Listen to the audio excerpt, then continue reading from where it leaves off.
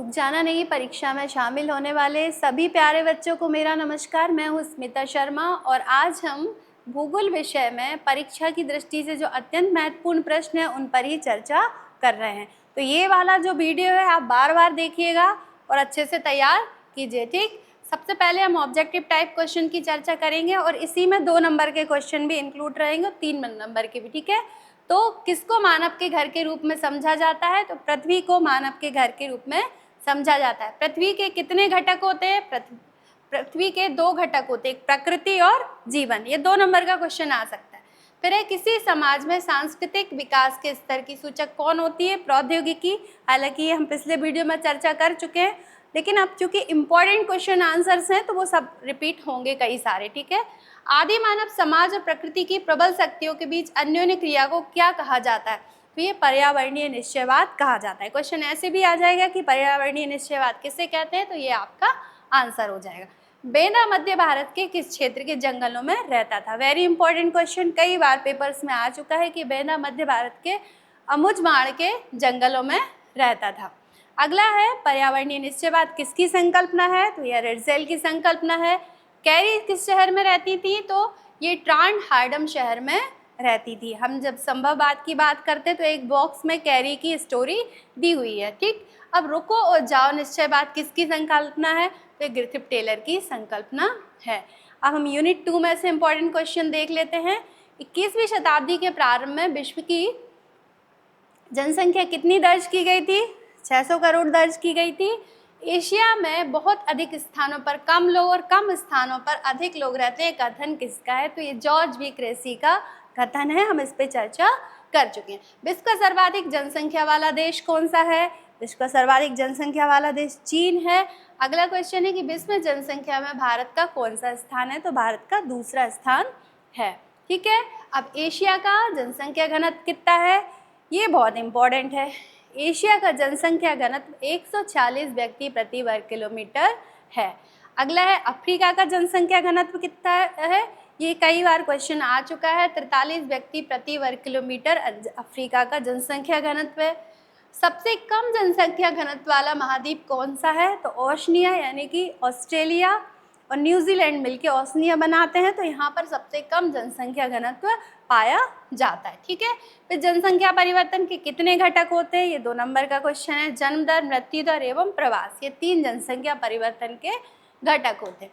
अब है औद्योगिक क्रांति का उदय कब हुआ? तो 1750 ईस्वी में के आसपास इसका उदय हुआ।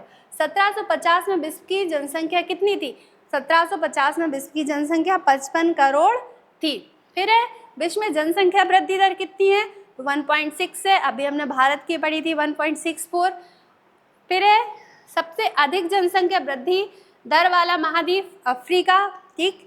फिर एशिया की जनसंख्या वृद्धि दर कितनी है? ये भी 1.6 है। विश्व की भी 1.6 है और भारत की 1.64 है, ठीक है, ध्यान रखिएगा। अब नेक्स्ट चैप्टर आ जाता है मानव विकास। वृद्धि धनात्मक और ऋणात्मक हो सकती है। विकास का हमेशा गुणात्मक परिवर्तन होता है, ठीक है।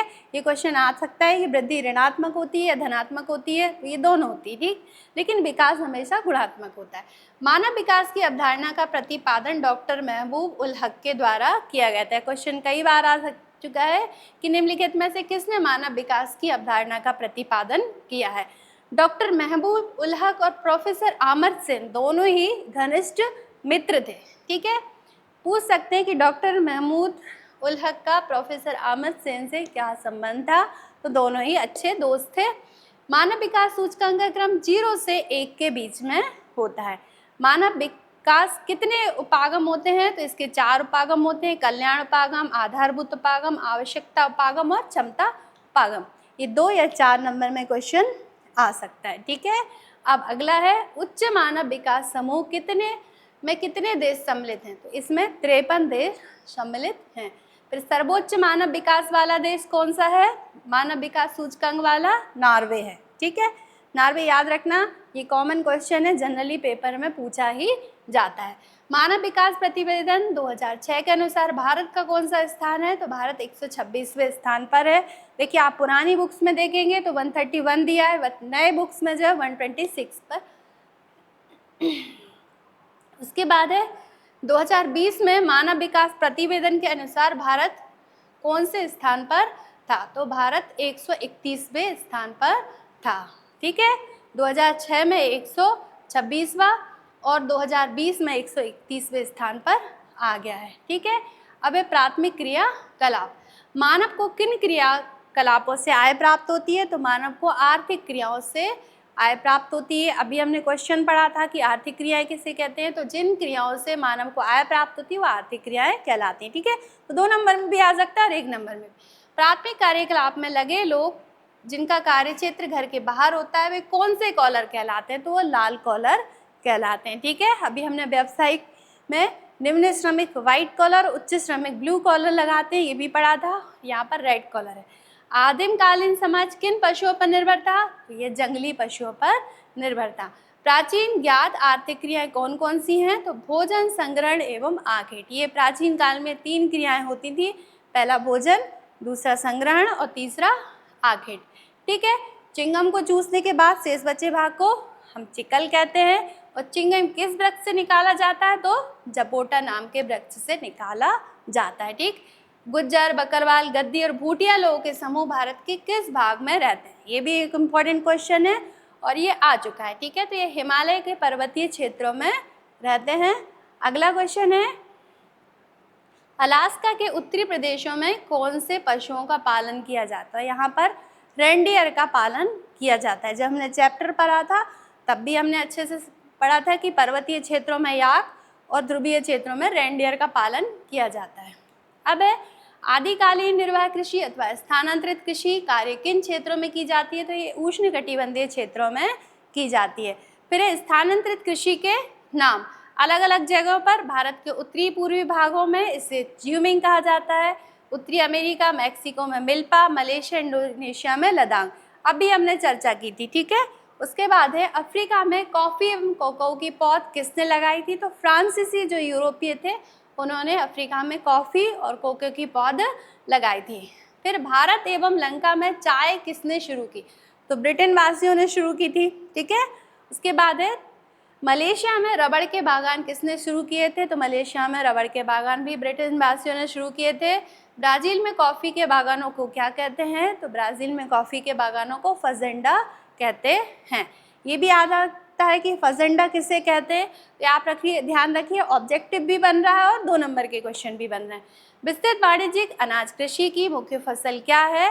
तो आंसर होगा गेहूं। अब कौन सी फसल विश्व के अत्यधिक विकसित भागों में की जाती है? तो मिश्रित कृषि विश्व के अत्यधिक विकसित भागों में की जाती है।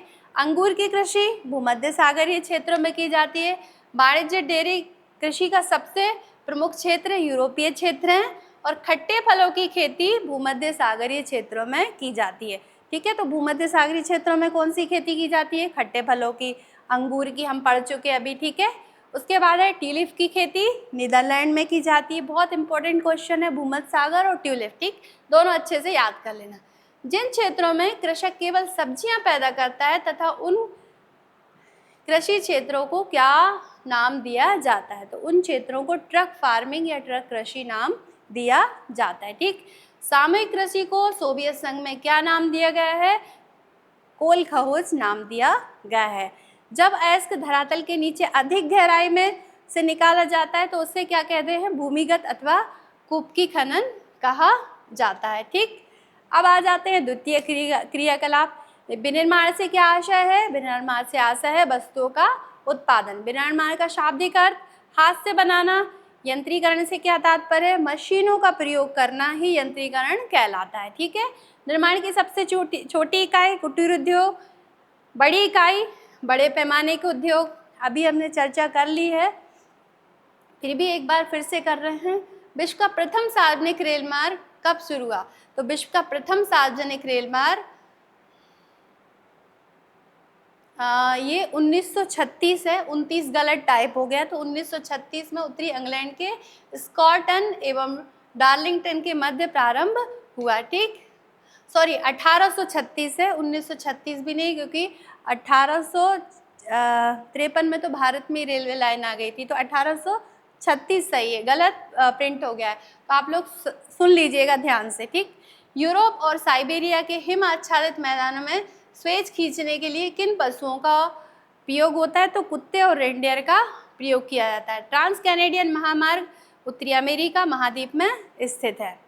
अब है स्वर्णिम चतुर्भुज योजना कहाँ किस देश में चलाई जा रही है? तो यह योजना भारत की है। हमने पढ़ भी लिया था कि इसमें कौन से 4 नगर जुड़े हुए हैं।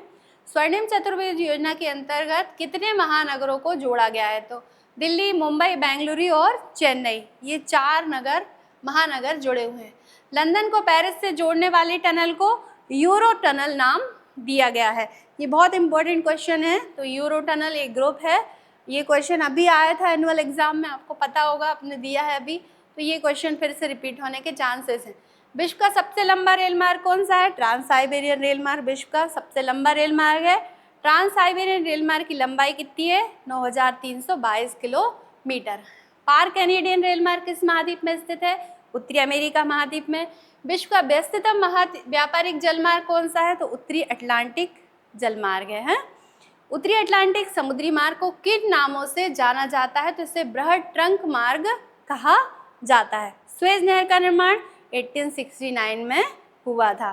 ठीक है, अगला है कौन सी नहर अटलांटिक महासागर को पश्चिमी प्रशांत महासागर से जोड़ती है? तो पनामा नहर जो है ये जोड़ती। ठीक, भारत का एक पात्र मेला है जो विनिमय व्यवस्था जहाँ पर आज भी जीवित है। Very most important question. तो जागी रोड में जॉन बील मेला है जो आज भी चलता है। फिर सैलरी शब्द किस भाषा का है? तो लैटिन भाषा का है। किस शताब्दी में उपनिवेशवाद की शुरुआत हुई थी? तो 15वीं शताब्दी में हुई थी। अब हम 2 अंक वाले क्वेश्चन पर चर्चा कर लेते हैं। आप स्क्रीनशॉट ले लेना और यही क्वेश्चन अच्छे से याद कर लेना, इससे बाहर नहीं आएगा। ठीक, अब हम सेकंड यूनिट के क्वेश्चन है 2 और 3 नंबर के, ये भी हम इन पर चर्चा कर चुके हैं। आप स्क्रीनशॉट लेके यही याद कर लेना। ठीक, अब है यूनिट 3। इसमें ऋतु प्रवास किसे कहते हैं? स्थानांतरित कृषि किसे कहते हैं? झूमिंग कृषि किसे कहते हैं? रोपण कृषि की विशेषता है फैजेंडा किसे कहते हैं? इन पर हम अभी चर्चा कर चुके हैं। ये सारे स्क्रीनशॉट लेके आप अच्छे से याद कर लीजिएगा। ठीक है, ये भी सारे क्वेश्चन है इंपॉर्टेंट क्वेश्चन। ये सारे क्वेश्चन आपको तैयार करना है, इनसे बाहर आपका पेपर नहीं आएगा। आगे 3 अंकों वाले क्वेश्चन हैं, इनका भी स्क्रीनशॉट ले लीजिए आप। इन पे हम अभी चर्चा कर चुके हैं कि लघु उद्योग किसे कहते हैं, कुटीर उद्योग किसे कहते हैं, इनके 3 अंतर बताइए। ठीक, छोटे पैमाने के उद्योग की कोई 3 विशेषताएं बताइए। रोपण कृषि किसे कहते हैं, इनकी विशेषता। इस पर हम अभी डिटेल में चर्चा पिछले वीडियो में कर चुके हैं। तो आप लोगों को इनके स्क्रीनशॉट लेना है और आंसर वहाँ से सुनना है। ठीक, उसके बाद है अगली बुक भारत, लोग और अर्थव्यवस्था। इसके क्वेश्चन देख लेते हैं कि भारत की जनसंख्या 121 करोड़ है और भारत विश्व में चीन के बाद भारत का विश्व में जनसंख्या की दृष्टि से दूसरा स्थान है। भारत की पहली जनगणना 1872 में हुई तथा भारत की संपूर्ण जनगणना 1881 में हुई थी। इस पर भी हम अभी चर्चा कर चुके हैं पिछले वीडियो में। जनसंख्या की दृष्टि से उत्तर प्रदेश भारत का सर्वाधिक जनसंख्या वाला राज्य है। इसके पश्चात महाराष्ट्र दूसरे स्थान पर है। भारत का जनसंख्या घनत्व 382 प्रति व्यक्ति वर्ग किलोमीटर है। 1951 में भारत की जनसंख्या 117 जनसंख्या घनत्व 117 व्यक्ति प्रति वर्ग किलोमीटर था। विगत 50 वर्षों में 200 व्यक्ति प्रति वर्ग किलोमीटर से अधिक वृद्धि हुई है भारत के जनसंख्या घनत्व में। बहुत इंपॉर्टेंट है ये सारे क्वेश्चन, बिल्कुल अच्छे से याद कर लेना, इनसे बाहर नहीं बनेंगे कोई भी क्वेश्चन। सबसे कम जनसंख्या घनत्व वाला राज्य अरुणाचल प्रदेश है। यहाँ 17 व्यक्ति प्रति वर्ग किलोमीटर जनसंख्या घनत्व पाया जाता है। और सबसे अधिक जनसंख्या वाला राज्य बिहार है।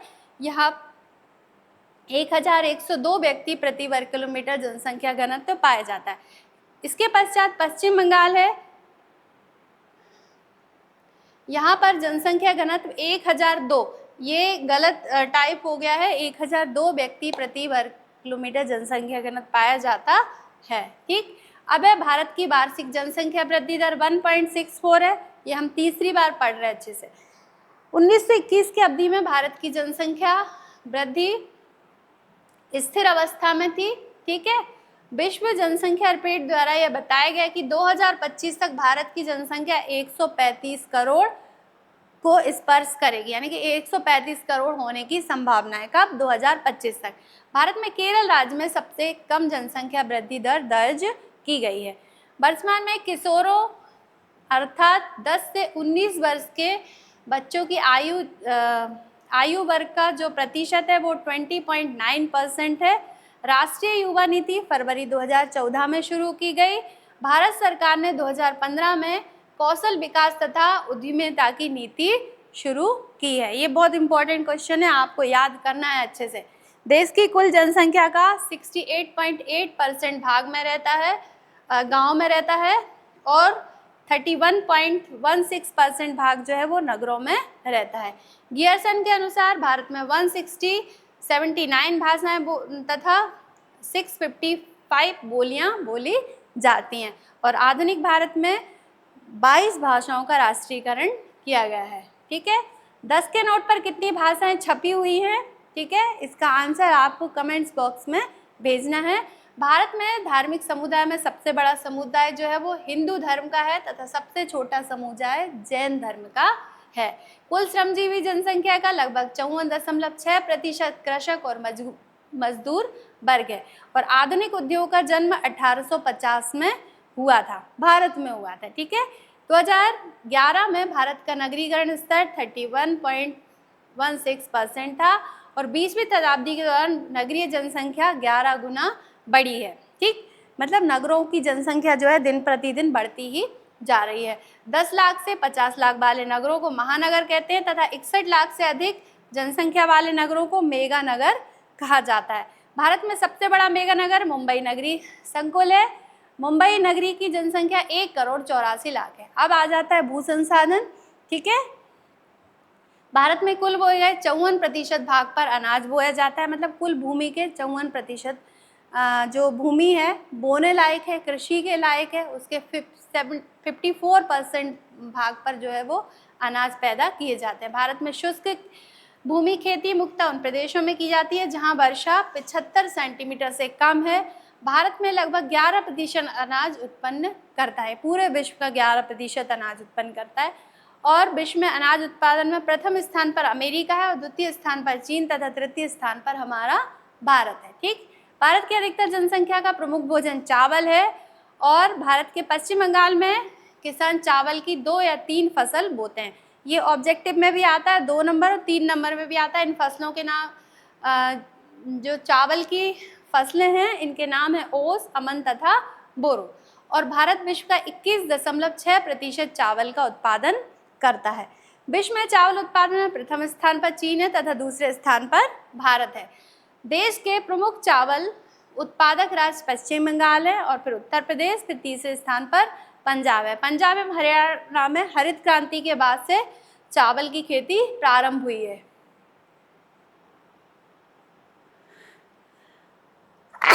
सॉरी, भारत में चावल के पश्चात गेहूं दूसरा प्रमुख अनाज है, और भारत विश्व का 12.3% गेहूं उत्पादन करता है। भारत में गेहूं शरद एवं रबी की ऋतुओं में बोया जाता है, मतलब ठंडियों के टाइम पे बोया जाता है। देश के कुल बोए गए क्षेत्र का 14% भाग जो है वो चावल गेहूं की कृषि की जाती है। गेहूं उत्पादक प्रमुख राज्य उत्तर प्रदेश, मध्य प्रदेश, पंजाब एवं हरियाणा है। ठीक, कपास एक उष्णकटिबंधीय फसल है। ये कॉमन क्वेश्चन है कि एक उष्णकटिबंधीय फसल का नाम लिखिए, तो कपास भारत में छोटे रेशे व लंबे रेशे वाली अमेरिकन दोनों प्रकार की कपास बोई जाती है। अगर आ जाए कि भारत में कपास उत्पादन की दशाएं लिखिए, तो आपको यही आंसर लिखना है, या गेहूं उत्पादन की दशाएं या चावल उत्पादन की, जो हम पीछे चर्चा कर चुके हैं वही लिखना है। ठीक, अमेरिकन कपास को देश के उत्तरी पश्चिमी भाग में नरमा कहा जाता है, और भारत कपास के उत्पादन में विश्व में चीन के बाद दूसरे स्थान पर है। कपास के अग्रणी उत्पादक राज्य गुजरात तथा महाराष्ट्र हैं। जूट का प्रयोग मोटे तौर पर थैला बनाने में किया जाता है, और आज भारत विश्व का लगभग 60% जूट उत्पादित करते हैं, यानी कि विश्व में जूट उत्पादन में भारत का प्रथम स्थान है। ठीक है, गन्ना एक उष्णकटिबंधीय फसल है। अगर गन्ने की दशाएं पूछे, गन्ने से संबंधित क्वेश्चन आए, तो हमें ये सारे के सारे पॉइंट्स लिख देना है।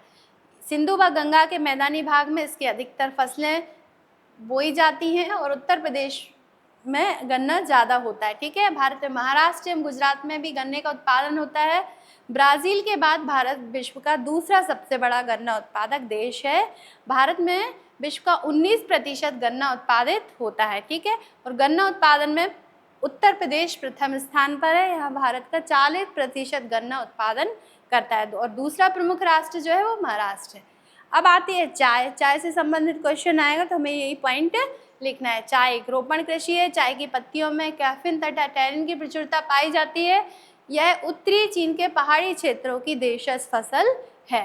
भारत में चाय की खेती 1840 से असम की ब्रह्मपुत्र घाटी से शुरू हुई थी। ये भी क्वेश्चन आ सकता है कि भारत में चाय की खेती कब से शुरू हुई है। असम भारत की प्रमुख चाय उत्पादक राज्य है। दक्षिण भारत में चाय की खेती नीलगिरी तथा इलायची की पहाड़ियों में की जाती है। भारत विश्व में चाय का अग्रणी उत्पादक देश है तथा विश्व की 21.1% चाय का उत्पादन करता है। अब देख लेते हैं कॉफ़ी। कॉफ़ी एक रोपण फसल है। अरेबिका, रोबस्ता, लिबेरिका कॉफ़ी की प्रमुख 3 किस्में हैं। ठीक है, और इसमें उत्तम किस्म की जो सबसे अच्छी किस्म है वो अरेबिका है और कॉफ़ी उत्पादन में भारत का 7वां स्थान है। कर्नाटक जो भारत का अग्रणी कॉफ़ी उत्पादक राज्य है। अब अगला चैप्टर देख लेते हैं जल संसाधन। इसमें से हालांकि क्वेश्चन कम आते हैं फिर भी हम देख लेते हैं। इसमें से भारत में धरातलीय क्षेत्र का 2.5% जल संसाधन का 4% भाग है और तथा भारत विश्व की 16% जनसंख्या भारत में निवास करती है। और केंद्र सरकार राज्य प्रवर्तित जल समर विकास योजना का नाम जो है वो हरियाली रखा गया है। तो हरियाली क्या है, या केंद्र सरकार की जो जल समर विकास योजना उसका नाम हरियाली। ठीक है, भारतीय राष्ट्रीय जल नीति 2002 में प्रारंभ हुई थी। राजस्थान सरकार द्वारा अलमारी पानी संसद शुरू की गई। इसके बाद हम देख लेते हैं खनिज तथा ऊर्जा संसाधन। इससे खनिज 2 प्रकार के होते हैं, एक धात्विक और अधात्मिक। ठीक, 2 नंबर का क्वेश्चन बनेगा। और भारत में कोयले का लगभग 97% भाग दामोदर, सोन नदी, गोदावरी घाटियों में पाया जाता है और पेट्रोलियम के आरक्षित भंडार जो है वो असम, गुजरात और मुंबई हाई में हैं। उड़ीसा बॉक्साइट का सबसे बड़ा उत्पादक राज्य है। भारत में अभ्रक उत्पादन में झारखंड सर्वप्रथम है और इसके पश्चात आंध्र प्रदेश, तेलंगाना, राजस्थान में अभ्रक पाया जाता है। ठीक है, और कोयले का मुख्य जो उत्पादक चट्टान है वो गोंडमान और टर्सरी निक्षेप में हैं। ठीक है, भारत का 80% कोयला जो है बिटुमिनस प्रकार का कोयला है। ठीक, उसके बाद है भारत के संदर्भ में नियोजन एवं सतत पोषणीय विकास। ये लास्ट चैप्टर है। इसमें से कुछ क्वेश्चन जो है वो आते हैं। नियोजन के 2 उपगमन होते हैं, एक खंडीय नियोजन और दूसरा प्रादेशिक नियोजन। ये 2 नंबर में क्वेश्चन पूछ सकते हैं। पर्वतीय क्षेत्रों के विकास क्रम को 5वीं पंचवर्षीय योजना में प्रारंभ किया गया था। सूखा संभावित क्षेत्र विकास कार्यक्रम की शुरुआत 4थी पंचवर्षीय योजना में हुई थी। तो ये ध्यान रखना कि किस पंचवर्षीय योजना में कौन सा काम होता है। 1967 में योजना आयोग ने देश के 67 जिलों की पहचान की और सूखा संभावित जिलों में शामिल किया। अब है भरमौर जनजाति पे से एक क्वेश्चन पक्का बनता है, अच्छे से कर लीजिए। भरमौर जनजाति जो है हिमाचल प्रदेश के चंबा जिले की तहसील भरमौर और होली में रहती है। भरमौर जनजाति में गद्दी जनजाति समुदाय का आवास है। पक्का एक क्वेश्चन आएगा, ध्यान से एक पेज अच्छे से कर लेना। भरमौर जनजाति में जलवायु कठोर है। 2011 की जनगणना के अनुसार भरमौर उपमंडल की जनसंख्या 39,113 थी। भरमौर जनजाति क्षेत्र विकास की प्रक्रिया 1970 के दशक से शुरू हुई। ठीक है, एरलिच की पुस्तक का नाम है द पॉपुलेशन बम और मीडोज की बुक का नाम है the limit to the growth. Indira Gandhi नहर को पहले राजस्थान नहर के नाम से जाना जाता था। क्वेश्चन आता है कि इंदिरा गांधी नहर को किस नाम से जाना जाता था। 1948 में कुंवर सेन द्वारा संकल्पित यह नहर परियोजना 31 मार्च 1958 को प्रारंभ हुई। यह नहर पंजाब के हरिके बांध से निकलती है। अब लास्ट है परिवहन तथा संचार। परिवहन के साधनों को 3 भागों में बांटा जाता है। जल, प्रथम है सड़क, दूसरा है रेलवे और तीसरा है वायु, है ना, परिवहन साधन। ठीक है, ये 3 भागों में बांटा जाता है, जल, थल और वायु।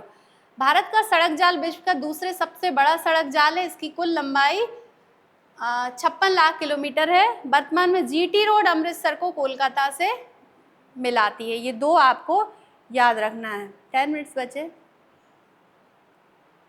इसका निर्माण शेरशाह सूरी ने अपने साम्राज्य के समय में किया था और भारतीय राष्ट्रीय महामार्ग प्राधिकरण का प्रचलन 1995 से हुआ। जलमार्ग का निर्माण एवं अनुरक्षण राज्य सरकारों द्वारा किया जाता है। इसके अंतर्गत देश की सड़कों की लंबाई 4% भाग है।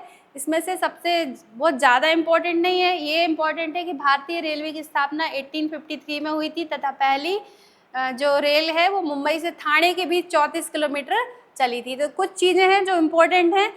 मेट्रो की शुरुआत कोलकाता और दिल्ली से हुई थी, ठीक है। 1998 में कोंकण रेलवे का निर्माण किया गया था। भारत इस रेलवे पर 146 नदियाँ और 2000 पुल व 21 सुरंगें हैं। ये सब हमारे बुक में हैं, तो जो इम्पोर्टेंट है उस पर हम चर्चा कर लेते हैं, ठीक है। वायु परिवहन की शुरुआत 1911 में हुई थी, ठीक है। ये इलाहाबाद से नैनी के बीच पहली वायुयान सेवा शुरू की गई थी। वायुयान परिवहन का राष्ट्रीयकरण 1953 में हुआ था। यहाँ से एक क्वेश्चन जरूर आएगा, ठीक है। भारत में वायु परिवहन का प्रबंधन एयर इंडिया द्वारा किया जाता है।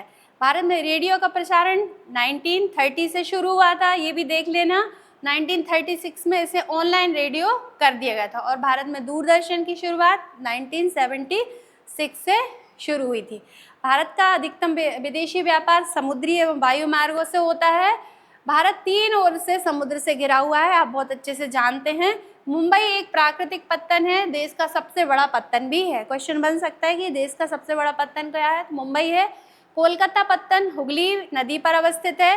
वेबनाड कयाल को अरब सागर की रानी कहते हैं, बहुत इंपॉर्टेंट है। अरब सागर की रानी किससे कहते हैं, तो वेबनाड कयाल को। विशाखापट्टनम आंध्र प्रदेश में भू अदब पत्तन है। चेन्नई एक कृत्रिम पत्तन है, आर्टिफिशियल है, जिसका निर्माण 1859 में हुआ था। तो ठीक है प्यारे बच्चों, ये था आज का चैप्टर। अगले चैप्टर में हम मैप्स पढ़ेंगे ध्यान से, और बाकी भारत जो हमारी सेकंड बुक है भारत लोग और अर्थव्यवस्था, उसके बाकी बचे हुए चैप्टर करेंगे।